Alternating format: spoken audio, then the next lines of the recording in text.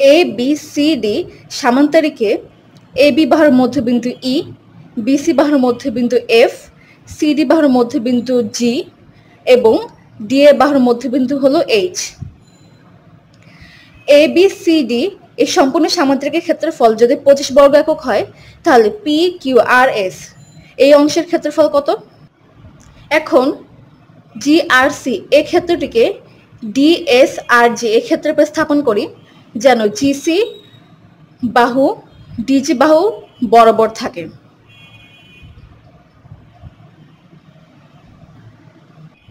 একইভাবে ডিএসএইচ এই ক্ষেত্রটিকে এ P S H এই ক্ষেত্রের এই বরাবর স্থাপন করি যেন ডিএইচ বাহুটি এইচ বাহু বরাবর থাকে।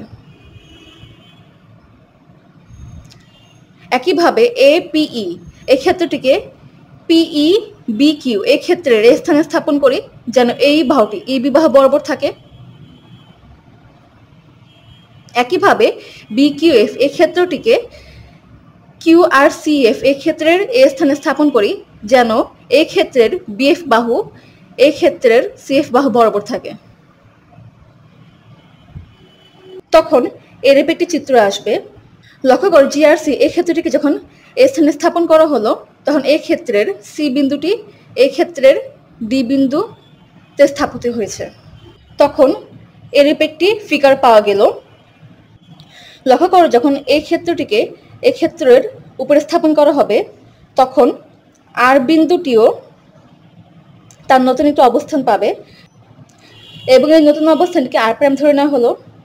ঠিক একইভাবে যখন ডি এস এইচ এই ক্ষেত্রটিকে এই স্থানে স্থাপন করা হলো তখন এই ক্ষেত্রের ডি বিন্দু এই ক্ষেত্রের এ বিন্দু বরাবর চলে আসে এবং এই ক্ষেত্রটিকে এই ক্ষেত্রে স্থাপন করার ফলে এই এস বিন্দুটি এই স্থানে একটি নতুন অবস্থান পাবে। ধরে নিলাম এই নতুন অবস্থানের নাম এস প্রাইম।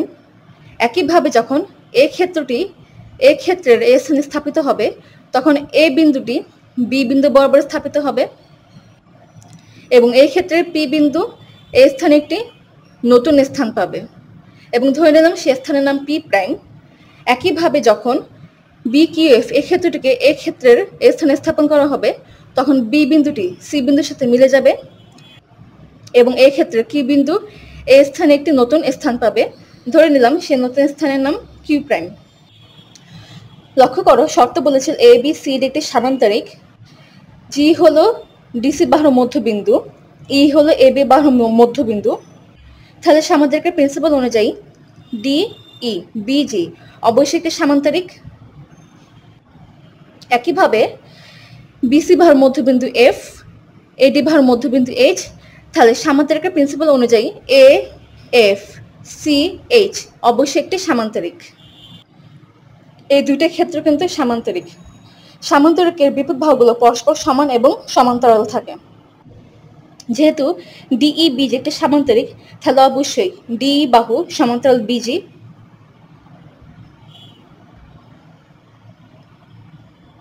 এবং এ এফ সি এইচ একটি সামান্তরিক তাহলে অবশ্যই এ এফ সমান্তরাল সি এইচ।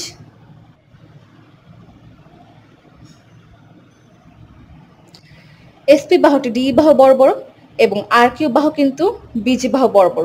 যেহেতু ডিই এবং জিবি পরস্পর সমান্তরাল তাহলে অবশ্যই এসপি এবং আর কিউ বাহু দুটি পরস্পর সমান্তরাল, অর্থাৎ এসপি সমান্তরাল আর কিউ। একইভাবে যেহেতু এফ এবং সিএইচ পরস্পর সমান্তরাল পি কিউ বাহুটি এফ বাহুর একটি অংশ এবং এস আর বাহু কিন্তু সিএইচ বাহুর একটি অংশ। যেহেতু এফ এবং সিএইচ পরস্পর সমান্তরাল তাহলে অবশ্যই পি কিউ এবং এস আর বাহু দুটিও পরস্পর সমান্তরাল।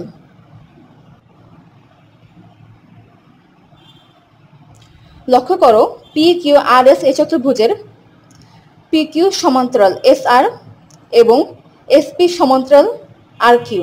যেহেতু এই চতুর্ভুজের দুটি বিপরীত বাহুদ্বয় পরস্পর সমান্তরাল তাহলে অবশ্যই পি কিউ আর এস এটাও একটি সামান্তরিক।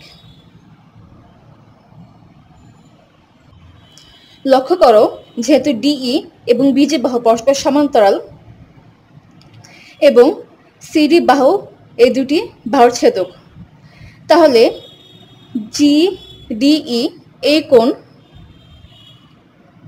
এবং সি জিবি এই দুটি কোণ অবশ্যই পরস্পর সমান হবে অনুরূপ কোণ বলে। এখন লক্ষ্য করো ত্রিভুজ সি আর জি এবং ত্রিভুজ সি এস ডি এর মধ্যে সি জি আর এবং সি ডি এস এই দুটি কোণ পরস্পর সমান। এই কোণটি এই দুটি ত্রিভুজের সাধারণ কোণ, তাহলে অবশ্যই সি আর জি এবং সি এস ডি এই দুটি কোণ অবশ্যই পরস্পর সমান। তাহলে বলা যায় এই দুটি ত্রিভুজ পরস্পর সদৃশ। সদৃশ ত্রিভুজের অনুরূপ বাহুর অনুপাতগুলো পরস্পর সমান থাকে।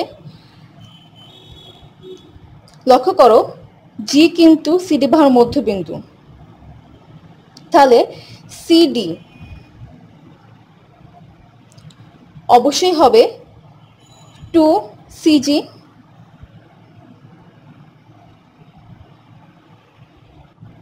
এখন যেহেতু এই দুটি ত্রিভুজ সদৃশ, তাহলে অবশ্যই বলা যায় ডিএস এই বাহুটি অবশ্যই জি আর এই বাহুর দ্বিগুণ হবে, অর্থাৎ ডিএস সমান 2GR। একইভাবে সিএইচ সমান্তরাল এফ এ এবং এডি এই দুটি বাহুর ছেদক, তাহলে অবশ্যই ডিএইচএস এই কোণ এবং ডিএপি এই দুটি কোণ অবশ্যই পরস্পর সমান হবে। এখন ত্রিভুজ এ ডিপি এবং ত্রিভুজ এইচ ডিএস এর মধ্যে এ ডিপি এই কোণটি হলো কমন কোণ। দুটি ত্রিভুজের যদি দুটি কোণ পরস্পর সমান হয়, তাহলে তৃতীয় কোণটা অবশ্যই সমান হবে। তাহলে অবশ্যই ডিএসএইচ এই কোণটি অবশ্যই ডিপিএ এই কোণের সমান হবে, অর্থাৎ বলা যায়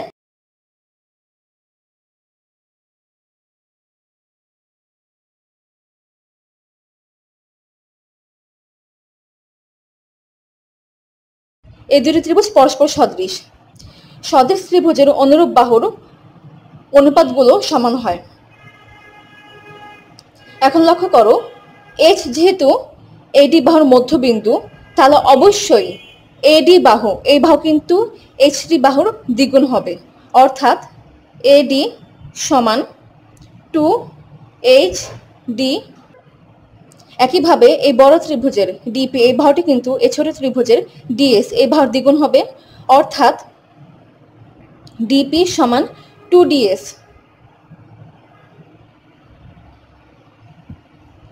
লক্ষ্য করো ডিপি যেহেতু ডিএস বাহুর দ্বিগুণ এবং ডিপি হচ্ছে ডিএস প্লাস এসপি, তাহলে ডিএস প্লাস এসপি অবশ্যই 2DS হবে, সুতরাং ডিএস অবশ্যই কিন্তু এসপি হবে।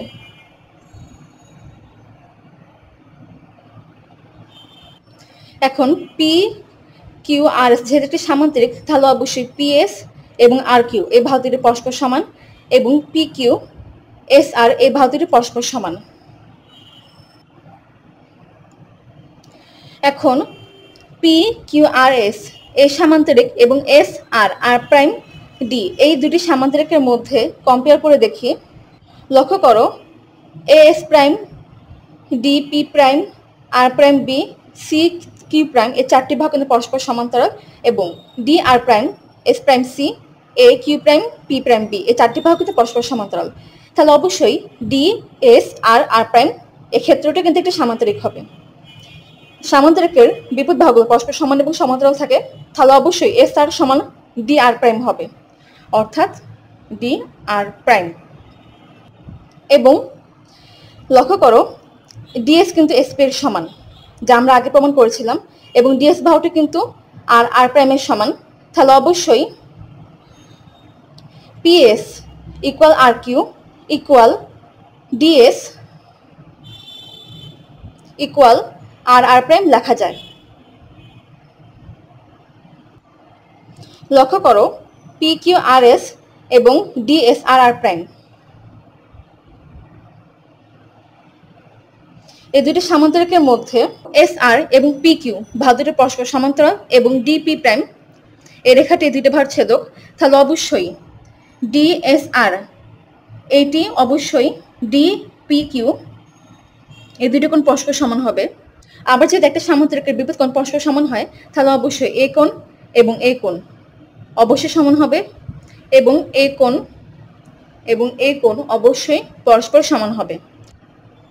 একইভাবে পি কিউ এবং এস আর বাহুটি পরস্পর সমান্তরাল এবং আর প্রাইম কিউ এই বাহুটি ছেদক, তাহলে অবশ্যই আর প্রাইম আর এস এই কোণ অবশ্যই আর প্রাইম কিউ পি এই কোণের সমান হবে অনুরূপ কোণ দেখে। যেহেতু সামান্তরিকের বিপরীত কোণগুলো পরস্পর সমান, তাহলে এই কোণ অবশ্যই এই কোণের সমান হবে এবং এই কোণটি অবশ্যই এই কোণের সমান হবে। অর্থাৎ বলা যায় এই দুটি সামান্তরিকের পরস্পর 4টি বাহু এবং 4টি কোণ সমান, তাহলে এই দুটি সামান্তরিকের ক্ষেত্রফল অবশ্যই সমান হবে। সুতরাং সামান্তরিক P Q R S equal সামান্তরিক D S R R prime. একইভাবে প্রমাণ করা যায় পি কিউ আর এস এই সামান্তরিকটি P P prime B Q এই সামান্তরিকের সমান P P prime B Q. একইভাবে প্রমাণ করা যায় পি কিউ আর এস এই সামান্তরিকটি Q Q prime C R এই সামান্তরিকের সমান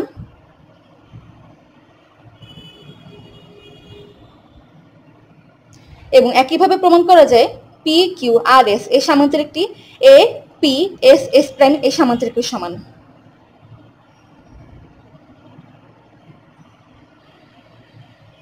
লক্ষ্য করো 1 2 3 4 5 এই 5টি সামান্তরিক পরস্পর সমান। লক্ষ্য করো দেওয়া ছিল এই সম্পূর্ণ সামান্তরিকের ক্ষেত্রফল ছিল 25 বর্গ একক। এ বি সি ডি এই বড় সামান্তরিকের ক্ষেত্রফল এরকম 1 2 3 4 5 এই ছোট ছোট 5টি সামান্তরিকের মোট ক্ষেত্রফলের সমান। আবার এই 5টি সামান্তরিক কিন্তু পরস্পর সমান, অর্থাৎ বলা যায় এই 5টি সামান্তরিকের ক্ষেত্রফল হলো 25 বর্গ একক। তাহলে যদি 5টি সামান্তরিকের ক্ষেত্রফল 25 বর্গ একক হয় তাহলে শুধুমাত্র পি কিউ আর এস অর্থাৎ এই একটা সামান্তরিকের ক্ষেত্রফল হবে 25 ভাগ 5 সমান 5 বর্গ একক।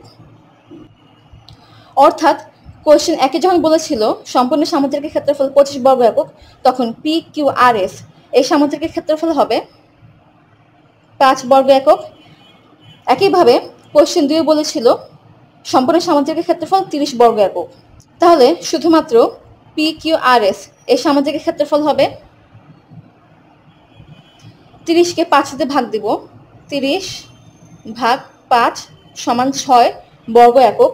একইভাবে কোয়েশ্চেন 3 যখন বলেছিল এবিসিডি সম্পূর্ণ সামান্তরিকের ক্ষেত্রফল 20 বর্গ একক, তাহলে পি কিউ আর এস এই একটা সামান্তরিকের ক্ষেত্রফল হবে 20 ভাগ 5 সমান 4 বর্গ একক।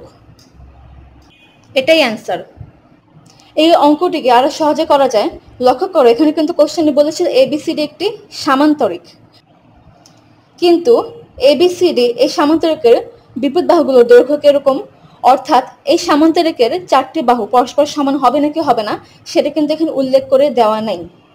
আবার সামান্তরিকের বিপরীত কোণগুলোর মান কিংবা 4টি কোণের মান কিরকম হবে সেটা কিন্তু এখানে উল্লেখ করে দেওয়া নাই, কিংবা এই সামান্তরিকের 4টি কোণের মান সমান হবে নাকি হবে না সেটা কিন্তু এখানে উল্লেখ করে দেওয়া নেই। অর্থাৎ এই সামান্তরিকের 4টি বাহুর মান সমান হতেও পারে, আবার 4টি কোণের মানও কিন্তু সমান হতেই পারে। লক্ষ্য করো বর্গ কিন্তু এক ধরনের সামান্তরিক, তাই এবিসিডি সামান্তরিককে যদি একটি বর্গ চিন্তা করে অঙ্কটি করা হতো তাহলে অঙ্কটি কিন্তু আরো সহজে সলভ করা যেত, অ্যান্সার কিন্তু সেমই আসতো।